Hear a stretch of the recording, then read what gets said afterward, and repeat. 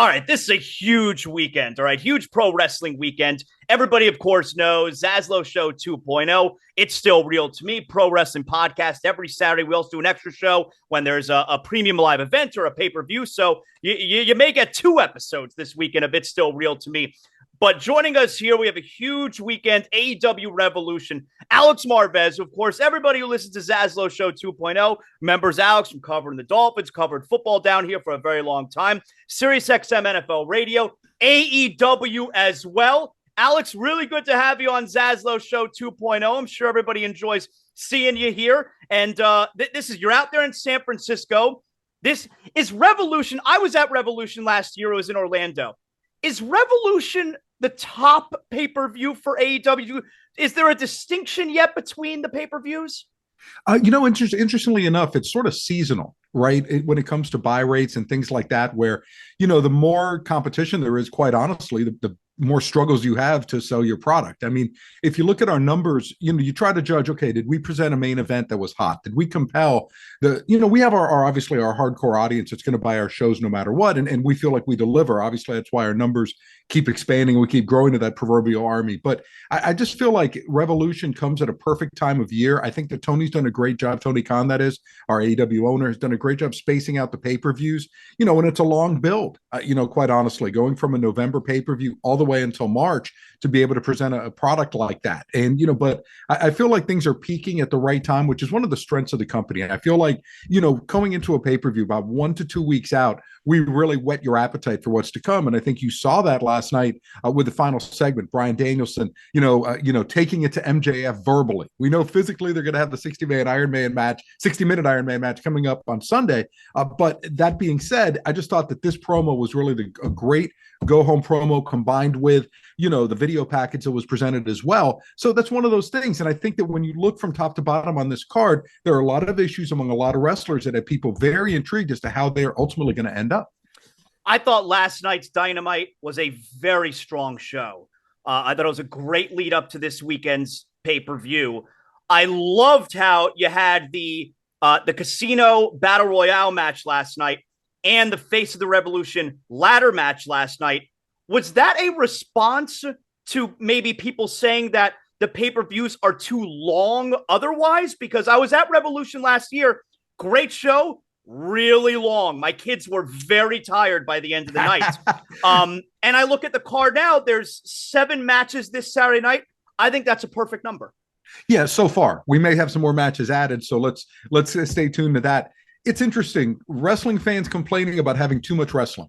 I have a hard time with that a little bit, but I can understand, fatigue of a 5-hour pay-per-view show. I get it. It's hard. Attention spans tend to wane. Remember, this one a little bit unique here because of a 60-minute guaranteed match between MJF and Bryan Danielson. So you need to pace your show accordingly, and that obviously is going to be taking up the final hour of the broadcast, so you have fewer things to go with. I think I like the spacing of the Face of the Revolution ladder match simply because now the Powerhouse Hobbs is going to be getting his title shot, his TNT Championship match against the winner of Samoa Joe and Wardlow coming up on Sunday at Revolution. So that's something that whets your appetite for the week to come. Let's be honest here. Sometimes when we're trying to promote Dynamite for the following week, and television is such a major component of our product, what can we pitch? We don't know what the results are going to be of Revolution. So how do you go ahead and promote matches if we don't know who the world champion is going to be, if we don't know who the tag team champions are going to be, etc.? So this, though, really sets a nice stage to be able to give a match there, which I liked. I also like the fact that now we have this tradition going in, and it's been established. And listen, we're a 4-year-old company, and I'm not using it as an excuse, but it takes time to establish tradition. Okay, now you know that almost every year at Revolution, what you're going to end up with is a tag team battle royal in February, a casino tag team battle royal in February or early March, and that's going to help determine who's going to be wrestling at Revolution. So I think it's just helpful when, I don't want to call it formatted programming, but when you build these traditions and at this time of year, this is what's going to happen. Here's where it's going to. It makes it a little bit easier, I think, for fans to follow. I think it makes it easier for us at AEW to present a quality product. So it's one of the things that I'm excited about. And trust me, it will deliver. We have the 0-hour show coming up. I think you're going to hear maybe a little bit of special programming coming up this weekend. I don't want to spill the beans too much on that, but there's going to be some really neat stuff, I think, coming up to help promote Revolution on Sunday at the Cow Palace. I love I'm sorry, in downtown San Francisco. Chase Center, right? Chase Center? Yes, Chase Center. I love the ladder match. Powerhouse Hobbs, that's an obvious winner right there. You want to keep the story going. Wardlow, Samoa Joe, I love that. The ending was great. The ending was memorable. I know it got a lot of buzz on social media because you had the referees holding the ladder. I would assume because Powerhouse Hobbs damaged it when he pushed Takeshita off the ladder. And I'm trying to say to myself, all right, well, which is the better option? Suspending disbelief that the referees are there for safety, or if he would have then left the ring to go get another ladder and bring it in, I think that would have sucked the air out of the building because it would have taken a little too long to go get another ladder. So, I know a lot of people were complaining about how it looked, but I was willing to suspend disbelief there for the sake of safety, Zaslow, I love the passion of pro wrestling fans. I mean, but to me, this one is a lot of nitpicking on something. We want our wrestlers to be safe above all else. And if there is a rickety ladder that a 270-pound man named Will Powerhouse Hobbs it needs someone holding that ladder to be able to climb because the ladder got damaged during the match, I don't feel that it took away from anything. In fact, I would expect the referee to be able to keep a ladder in place if indeed the ladder's damaged. I don't even know if we had an auxiliary ladder under the ring that would have been able to get to, or we'd have to run it out from the back. And remember, our shows are so tight on time when it comes to formatting. So you're talking about, are we going to add 2 minutes to this match to get a ladder? And at the end of the day, the story is still going in the direction that it's going. So we would have taken 2 minutes away from something else on that show. So what do we end up doing? We end up shorting one of our matches. I mean, it's wrestling. Sometimes if a match ends early due to injury, perhaps, or perhaps a referee's count, etc., it has a trickle-down effect upon the rest of the show. We have a hard out. We cannot go. This is not like, oh, well, we can go until 10:02 p.m. Eastern time. No, because it messes up TBS Network's programming for the rest of the day, and they have to be able to adjust from there. We have to be out. So to me, at the end of the day, is this going to be something that causes a single fan to say, you know what, the way Will Hobbs won that match, Powerhouse Hobbs, I'm just not going to buy the pay-per-view. I'm not going to do it. I mean, I just think sometimes we just have to understand we're all human beings too. Things happen. People can make mistakes. Nothing is perfect. I don't think it diminished the match one bit. I'm not going to remember Powerhouse Hobbs having Rick Knox holding the ladder as he climbs up. What I will remember, number one, that he kept his balance up top, standing at the very top, but also him cradling the championship ring, so to speak. That ring from that he's going to be cashing in to obviously face the winner of Wardlow and Samoa Joe, while Wardlow's going through security guards and Samoa Joe is storming off. That to me, and Will's got that huge grin on his face like a little kid holding the ring. And by the way, too, I got to tell you, Will's family was backstage, and he's from the Oakland area, and he used to go to matches at the Cow Palace with his family. Can you imagine the emotion that he had last night doing this? And no one has worked harder in our company to continue to improve, by the way, than him. If you remember, the Will Hobbs' first match in AEW was against Orange Cassidy. It went 8 seconds. And you can imagine, you fly all the way from California. The wrestling business is a tough one, psychologically, emotionally, not to mention physically. And he comes out, and Zaslow, he loses in 8 seconds. Like, well, do you guys have a plan for me, etc.? He proceeded to hang tough. They told him to keep patient. He did. He worked out. Obviously, his body is incredible, and he continued to develop as a wrestler. And I'm so proud of Powerhouse Hobbs. He's getting everything that he deserves in AEW. What do you make, Alex? A big topic on social media. Even I talk about it on my show. It's still real to me. The blood, specifically Moxley. He's bleeding every week, Alex. It's a big topic. So what do you make of the conversation around the bleeding?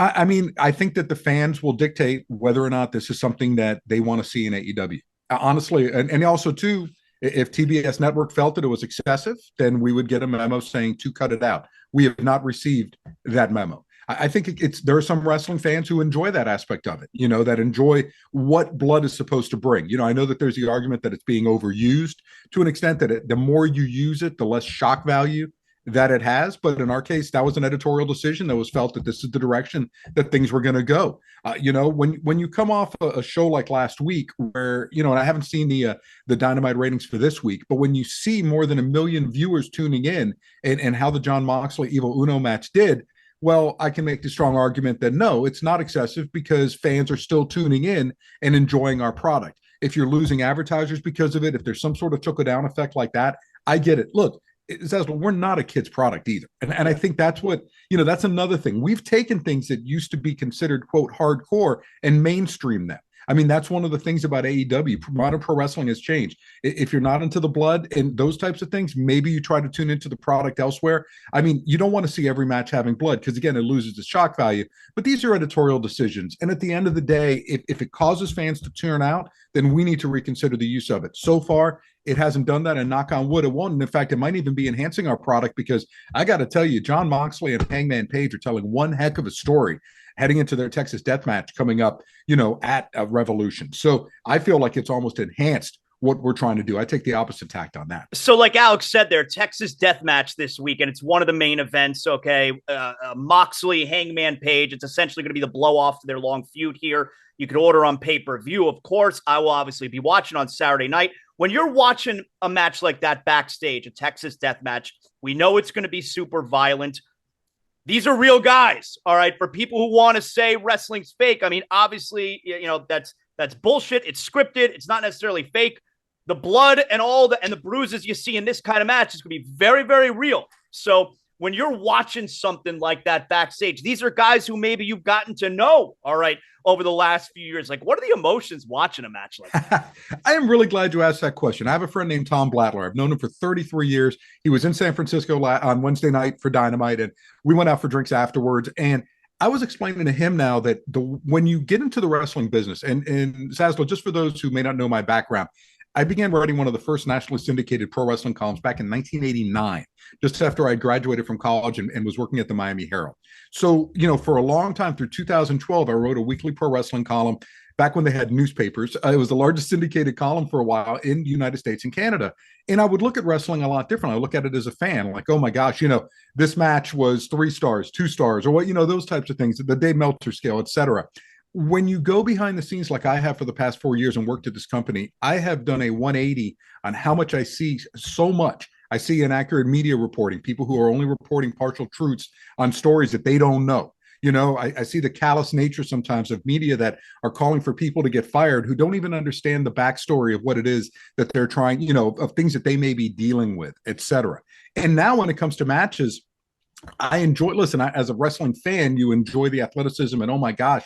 But to be honest with you, more often than not, I just want my coworkers to be able to get out of the match safely. Yeah. I mean, and that's a different type of approach, you know what I mean, toward how I had wrestling before. I mean, I am a wrestling fan, but I am seeing things in a very different way because I do worry about, some of the risks that my coworkers take. I worry about the toll it may take on them later in life. I know that AEW has a great medical staff. I know that they do their very best to try to take care of our performers, before, during, and after matches. I also know that performers are not told to do things that they're not comfortable with. If you don't want to do something, then guess what? You're not going to do it. And plus, sometimes talent may come to you with an idea that's like, okay, I want to do this type of thing. We're like, no, that's too risky. We're not going to have you do that. It's just not right. So for me, I'm not your average fan. That's the thing about it anymore. And it's changed in a lot of ways, but in a good way, because one thing that I can say about working at AEW is that it has caused me to take a look at life a lot differently, like in my entire life, about how I view things, about empathy toward people. I mean, everyone going out there is trying to do the very best job that they can.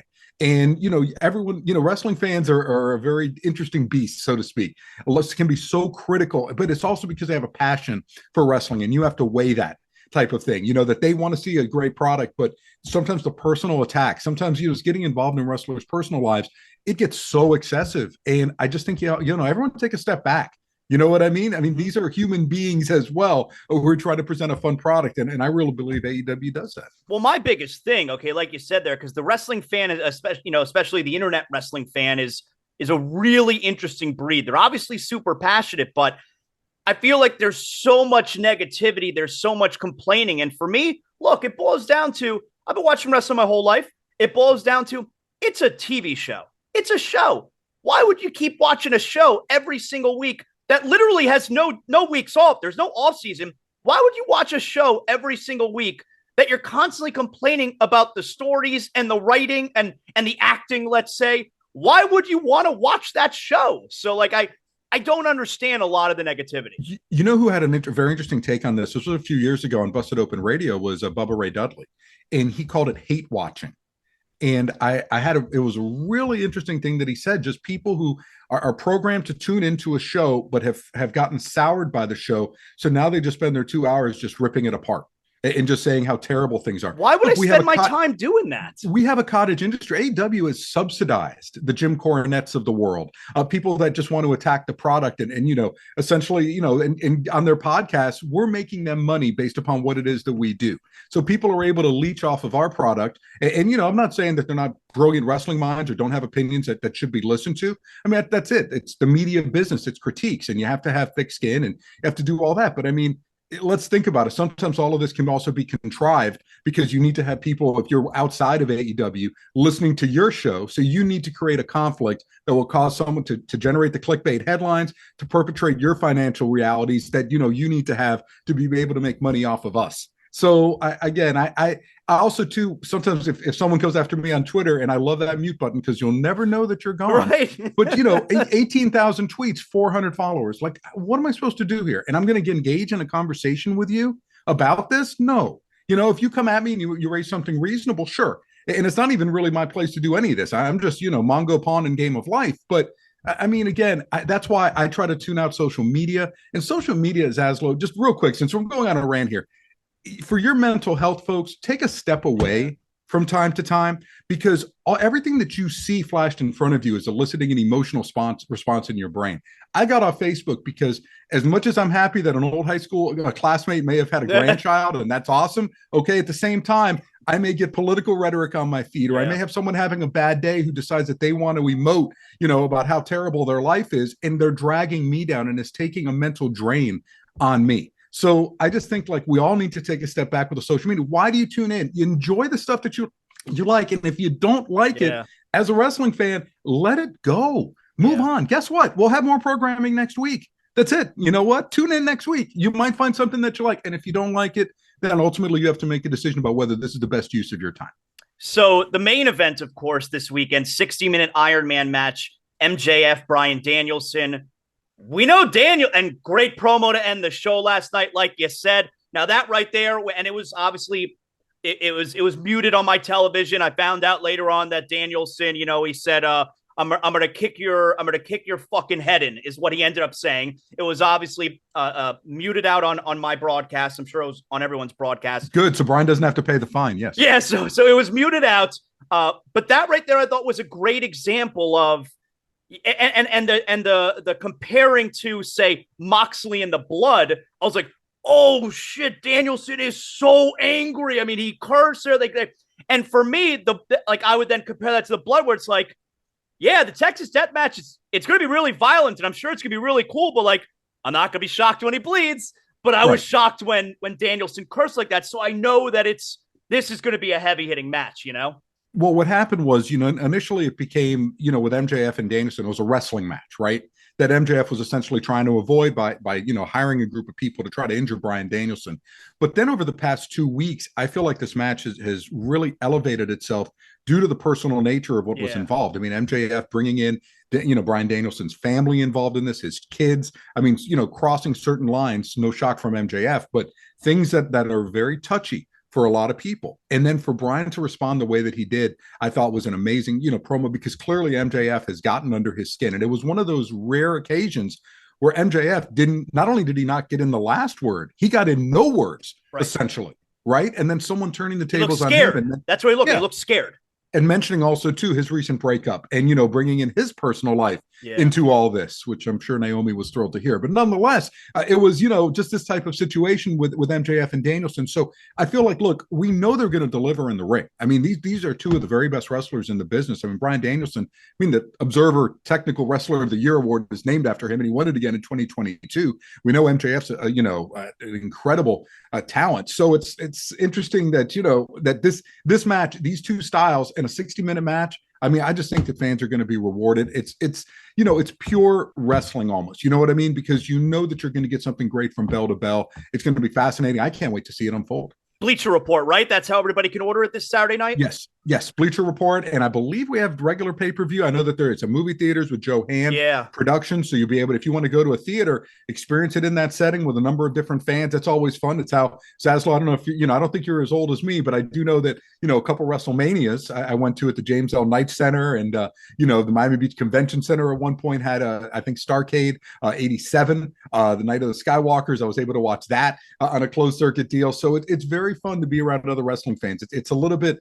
It's different watching it, at a movie theater, but it is a lot of fun. And I do think, though, it's cool because you get to share that collective experience that you wouldn't necessarily get if you were watching it at home alone. Not that we're discouraging you from ordering the show at home alone, but again, it's also fun as a group. I was 9 years old. I watched WrestleMania 6 on closed circuit television at Miami Arena. There you go. Yeah. Exactly. So we did that once. We watched on closed circuit television. For the young people listening right now, you have no idea what closed circuit television is. But WrestleMania 6, I'm 9 years old. We watched that there. It's going to be a great show. I'm really looking forward to it. I want to ask you, before we let you go here, SiriusXM NFL Radio, of course, Alex covered the Dolphins for a very long time. The rumor right now, all right, I don't know if there's any validity to it, but Lamar Jackson, he's waiting for the new contract. We don't know what's going to happen there. Are the Dolphins going to pick up the fifth-year rookie option on Tua?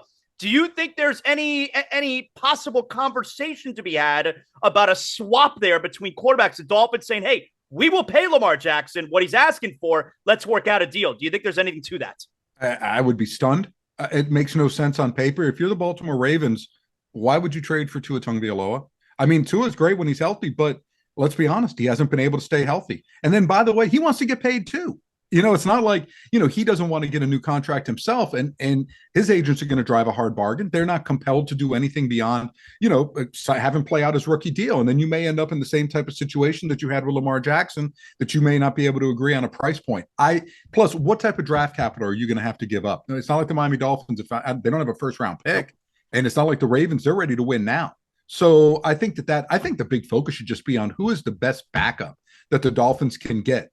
Try to be able to play, because you have to go into the assumption that Tua is not going to be able to make it through an entire season. I hate to say that.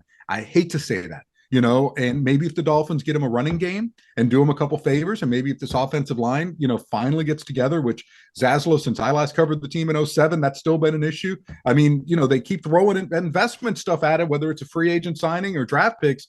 This is not a great offensive line by any means. I don't know why. I don't know what the talent assessment problem is, but nonetheless, the focus for the Dolphins should be who is the best fit as a backup quarterback, that if we have to play a number of games, we're not getting Teddy Bridgewater again. We're not getting Skylar Thompson again. Maybe Skylar can continue to improve, but let's be honest here. I mean, it's just, he needs time to develop as a quarterback, and this Dolphins team doesn't have time. They're ready to win now. You have players who are in their prime. All the free agent moves that were made. So you need a backup quarterback who becomes available that can fit into what it is that Mike McDaniel's running. I don't think Jimmy Garoppolo is that guy, because he's going to end up being a starter somewhere in this league. But is there someone who can operate, this system, for the Dolphins and do it effectively? Take advantage of the gifts that Tyreek Hill and Jalen Waddle bring to the table. Find another running back, by the way. You got to get somebody who can carry that rock. There are free agent options available, the draft as well, but find somebody to build this running game and then roll from there with Tua. I don't expect the Dolphins to pick up the fifth-year rookie option, nor should the Tua camp expect for them to pick up that fifth-year rookie option. I think we're looking at a Daniel Jones type situation where Daniel played out the fourth year of his rookie contract, proved that he could be a good quarterback in this league, and is ultimately headed toward a franchise tag that could pay him a good amount of money. I mean, if they use an exclusive tag on him, that's $45 million in salary guaranteed for the 2023 season. That puts him right up near the top of the class. And let's be honest here, Daniel Jones isn't exactly talent-wise up at the top of this class. So to me, my feeling is for the Dolphins, don't pick up the fifth-year option on Tua. Try to find your backup quarterback who's going to be able to carry this team moving forward and put the Lamar Jackson dreams to rest. Excellent job, Alex. Tell everybody how they can hear you next on SiriusXM NFL Radio. I'm on all over the map. Usually I host on late hits. I host on weekends, 2 to 6 p.m. Eastern time, usually with Zig Fracassi, SiriusXM NFL Radio, Channel 88. I'm on Twitter at Alex Marvez. Of course, backstage, AEW, All Elite Wrestling every week, different part of the country, just traveling the world, doing my thing and loving life, man. ZASLOW, thank you so much for being with us, and continued success, my friend. Thanks so much. I appreciate it, Alex. Excellent job. Thank you.